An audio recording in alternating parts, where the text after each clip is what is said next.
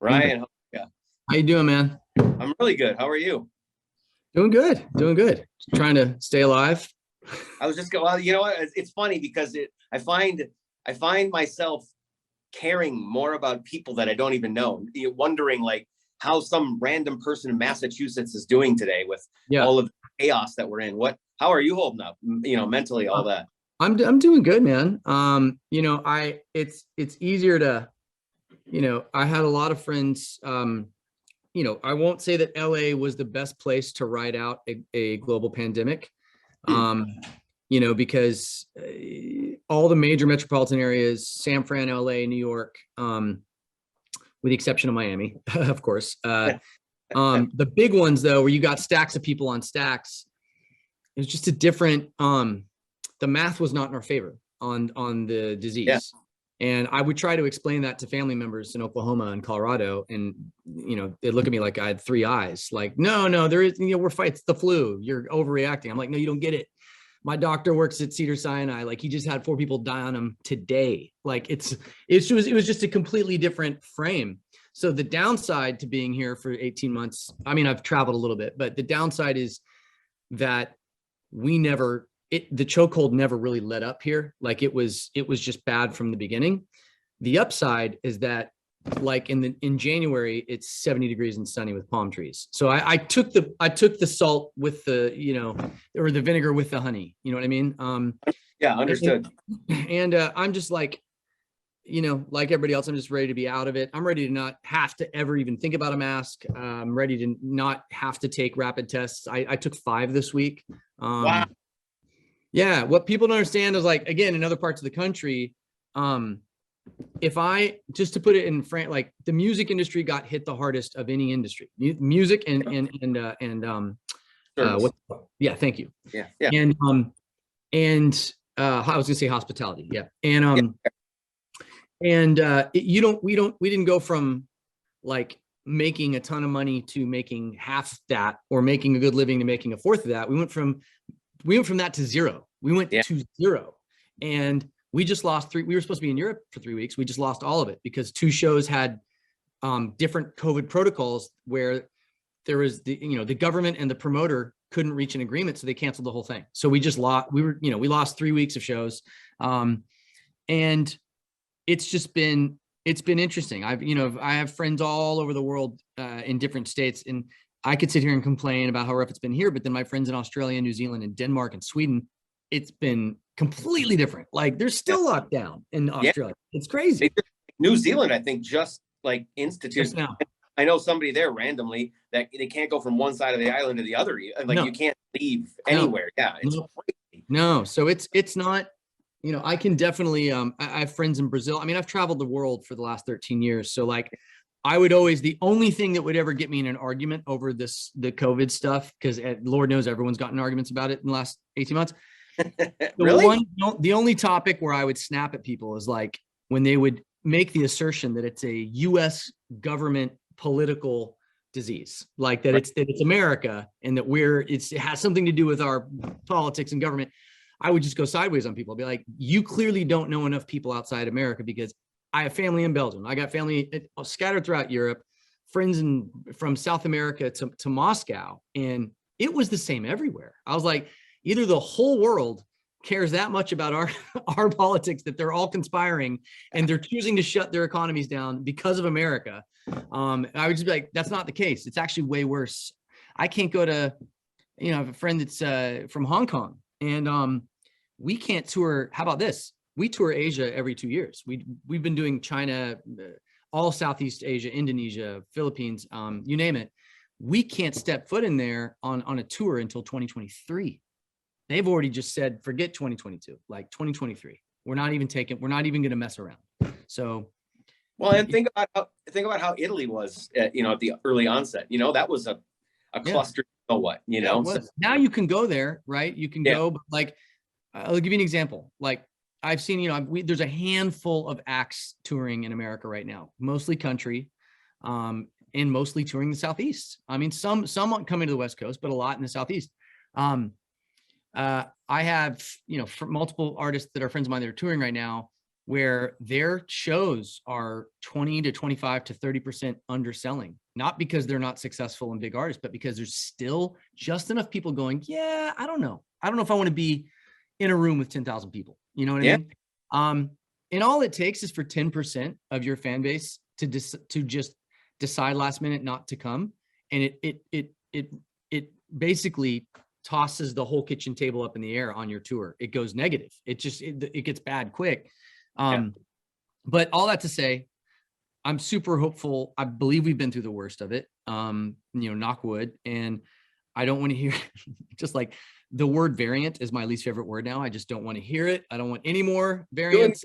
I'm with 100%. I don't want to debate vaccine or not. I don't want to have that debate. To each his own. I don't want to go down any of those rabbit holes. I'm just like, can we just get out and and start to travel again, and try to make the best of things. It's crazy. In Europe right now, like if you get contact traced, so like we had 22 people that were going to go to Europe 2 weeks ago, and they told us, they're like, if you get so much as contact traced, right? And in Europe, they're tracking your phones everywhere. So like if you ended up walking through the hotel lobby with someone that, and the phones are communicating to each other, and if this person gets tagged as having COVID that day or the next day, well, you pass them in a hallway, you shared an elevator with them, you get tagged by, let's say, the local jurisdiction in Germany, in Berlin.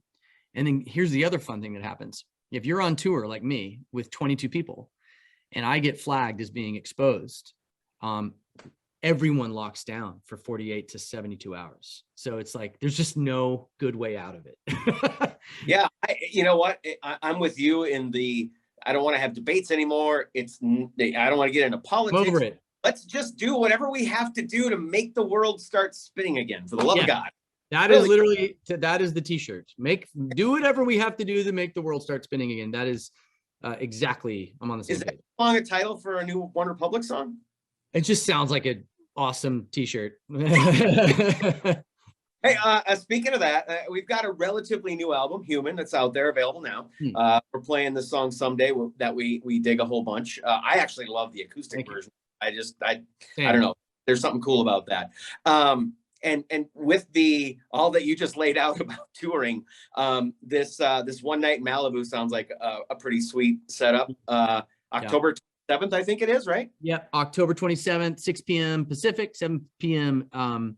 Central. It is going to be a live, and we're going to do a rebroadcast as well on the 28th, but it's a live broadcast. Because of all this gnarly stuff we've been talking about touring in the last 10 minutes, we were just like, screw it, man. We're going to do a concert to promote this album, where we're going to put so much into it, rehearsal, our own money, everything, just like to make this something special and unique, where we can perform a handful of songs off the new album, but mostly the hits that we've had over the last 13 years, but reimagine them. So we have like a miniature orchestra there. We're up in this crazy house where we shot the Someday video in Malibu. So anything could happen. Like it could be like, the Coast Guard could do a flyby and bald eagle could show up. You just don't know what's going to happen. It's going to be completely wild. But this for our fans, for anybody who actually wants to see something, see us in concert this year. This is the way to do it. Well, and I'm guessing that you have some pent up energy that maybe that you can only release on a stage, right? Yeah. We played a few shows in Vegas a few weeks ago, and we've done like 2 or 3 private shows. Okay. But the Vegas shows, oh man, it's just like you just forget. Part of it too for me is like I forget how much I miss traveling. So like I used to complain about, oh my God, I get another show this week, I got to fly to Chicago or whatever. Now I'd be like asking people like, hey, do you need a show anywhere? Can we go to Seattle and just do a show? Because like mounting a full stage of, I have enough friends now that are touring, that are artists, to the point I made a minute ago, who are less than thrilled with how the attendance is at their concerts, that we're not about to go do that. Like try to learn from other people's mistakes. 2022 though is going to be fully on. Like we're doing a European arena tour in the spring. We're going to do the big outdoor venues and sheds, amphitheaters next summer in America. Nice. and probably Canada as well. And then we're going to go, and God willing, by the end of the year, Australia and Asia and everywhere else opens up. But I'll walk around like this for the rest of I'm 2020. bullish. I'm bullish on I'm sitting surrounded by wood. I can knock. So I'm bullish on the future. There you go. Appreciate it. I appreciate it. So the music on the album, the one main thing that kind of stands out to me with really any OneRepublic record is that you don't seem satisfied settling down with one sound. Like sonically, it feels like OneRepublic's always evolving. Why? What is that? What is that? Just is that a conscious effort, or is it just the way it happens? Because I'm an oscillator. Like I if you looked at my life under that lens, my life, I'm involved in like I have 5 completely different, almost full-time jobs. I write and produce for other people. I'm with Little Nas X today, as a matter of fact. Was with Louis Capaldi a few days ago. I love that guy. Amazing. Yeah, we've done a bunch of songs together. I'm really excited about him. Cool. He's a beast. I do that. Then OneRepublic, which is obviously the nearest and dearest to my heart. And then like I have a beverage company, Mad Tasty, that's been like finally cranking this year. It's taken off. And then I have, all these other things. I have so many different interests. And so OneRepublic, the hardest thing about this band for me is that there is kind of somewhat of a contract you make with your fan base, with your fans. When they fall in love with your sound or the essence of what you are, there's only so far out of that sandbox that you can shift that they will follow you. So the job, or like the trick as an artist, is how can we constantly evolve so we don't get bored and hate what we're doing, right? That's the big thing, is like I can't I like starting companies and starting new things, not just like holding on to the past of what I've done in the past. And so the challenge is with any artist, how do I evolve, invent something new that wins over a new audience, but brings my existing audience along with us. Right. Without, because if you go too far, you lose your existing fans, and you don't want to do that. You don't want your fans to be like, oh my God, they sold out. What a joke. Like, and figuring out where that line is like impossible. So you're constantly experimenting. But I'm at the stage of my life, my career now, where our next album, I mean, we've already written probably half of it because this album took so damn long to get out. Right. We've already written half the next album. Like I want it. My dream is to have it out in the first half of 2022. Call it summertime. And it sonically is a step in a new direction, and I'm excited. But I think our fans will go along for the ride because it's cool. I don't know what else to say. It's just, there's an interesting sound that we've tapped into on the upcoming album. But on Human, it's the summation of the last 24 months of having time to improve the album. It was going to come out March 2020, and then the global pandemic happened. So now it's just came out in August, but we have plenty of time to like noodle and fix and add songs. We did the Kygo record together that did well, and I was so stoked. That came at the perfect time because I didn't know what we were going to put out. And things happen for a reason. So now I think Human, that album, this current album, has plenty of stuff on it for fans that have been with us from 2007 all the way until now. There's something along the lines for everyone. And I think this next album is going to be fun. It's time to take a risk. Oh, wow. I like hearing that. Okay. Yeah. Well, you were saying early 2022. I'll keep watching. I'll do this one for the live shows. Yeah. And this one. Summer 2022. Need that album.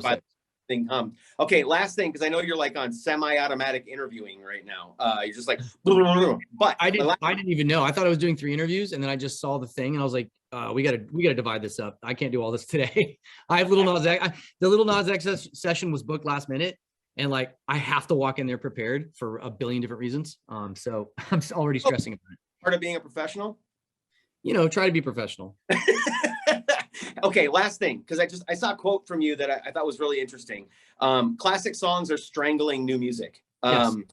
And what you laid out totally makes sense about how much music is being uploaded and how people are, younger audiences are discovering, David Bowie and Zeppelin and Boys or whatever for the first time. And so you're kind of, new music is competing with old music. That's kind of the idea. My question is, what impact do you think that'll have on creation? Do you think it ultimately could be a positive thing, or I don't know that, I think it's going to inspire. So like, I'm looking at the charts right now. Let me give you an example. So The Neighborhood, Sweater Weather, that came out like, it's number 43 in the world right now. That came out like 6 years ago. wow, right? yeah, Right. So like, and I could go through, there's more. Maneskin. Well, what's funny about Maneskin is like, that song was really, this is the weirdest time of ever, this is the weirdest time in music of all time. So like Maneskin, that song came out in 2017. It's a cover song by an Italian rock band that came out in 2017, and it's 2021, and right, it wasn't even their single, and now it's right, like the number 5 song in the world. Like, right, nothing makes sense anymore. So like, you could release a new song and you're competing with Rick Astley, Never Gonna Give You Up, like because someone does a dance on TikTok or like shaves their cat with Rick Astley playing in the background, and it goes viral. Like, you just right now 2 + 2 equals like orangutan. It just doesn't make any sense. yeah, I think the downside to that is that used to be when you release music, you were primarily focused on competing in whatever country that you were in, right? America. But now every time you drop a song, 65,000 other songs came out that day. So you're competing with 65,000 songs as opposed to, let's say, 60. And that makes it hard to be heard, right? It's like, then you go, okay, how big is your social media following? So right now, music culture and social media plays a much bigger role than ever did. And then sometimes culture wins over the song. Like, it's more important than the song. It's also harder for artists to break now. right. We know that everyone knows Olivia Rodrigo broke this year. Okay. 4 years ago, you could name 6 or 7 artists that broke that year. And you working at radio, you know this to be true. There are fewer and fewer artists. There are songs popping off, and you're going, which ones do we play? Which ones do we chase? Right. And is the artist going to exist in 9 months? You know, Right. And it's a hard time to predict anything. Songs are getting bigger than artists. It's harder to break as an artist to get like a true fan base, because people are passively listening to music in a way that they're more passive about music than they've ever been. I like that. I was talking to a kid the other day. He's like, named a song that he loved. I had no clue who the artist was. Right. But to your original question, all the older music, The Police, Sweater Weather, Crosby, Stills and Nash and Fleetwood Mac is a perfect example. Yeah. I think what's great about music now is that Gen Z, younger generation, they hear The Police, Don't Stand So Close to Me, or like Roxanne, they think it's new. That's the first time they're hearing it. They're going, oh, Roxanne. And they're like, what is that? That's incredible. Like, which new artist is that? And that new artist is The Police, and they're 45 years ago. Like, and so listeners now listen to music agnostically, like more than they ever have. It's just, here's all the music in the history of recorded music at one level. And that's how kids are listening to music. It's like, I don't see any difference between Doja Cat and 1972 Elton John, right? It's the song is a song is a song, and they're going to love what they're going to love. And you shave your cat and play one of our songs and let it go viral. I'll see what I can do. I'll come up with something for someday. Yeah, shave your dog. I have really weird hair on the knuckles of my toes. Maybe I'll shave that. Shave those to someday. Thanks, man. Thanks a bunch, man. I appreciate you. Like I said, really hoping that that we get something, some new music and some live One Republic in 2022. Thanks for taking the time. I promise you will. If there's no more variances, then we're good. All right. I love it. All right. Thanks. All right. Thanks. Care.